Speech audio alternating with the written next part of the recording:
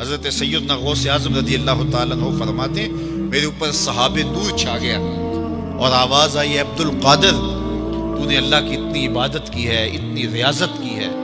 کہ شریعت کا ہم تمہیں اب مکلف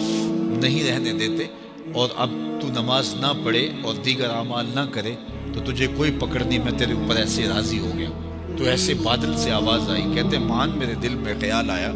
تو میں کون ہوں کہ مجھے کہا جائے کہ تو اب عبادات کا مکلف نہیں رہا، کوئی بات نہیں ہے۔ تو کہتے میں لا حول ولا قوت الا باللہ پڑھا تو وہ جو مجھے نور نظر آ رہا تھا وہ سیاہی میں بدل گیا۔ تو وہ ابلیس تھا جو اس رنگ میں مجھے بھٹکانا چاہتا تھا، کہا عبد القادر اس مرتبے پہ پہنچے ہوئے کتنے لوگوں کو میں نے گمراہ کر دیا، تیرے علم نے تجھے بچا لیا۔ تو میں نے کہا ظالم، میرے علم نے مجھے نہیں بچایا، میرے اللہ کے فضل نے بچایا۔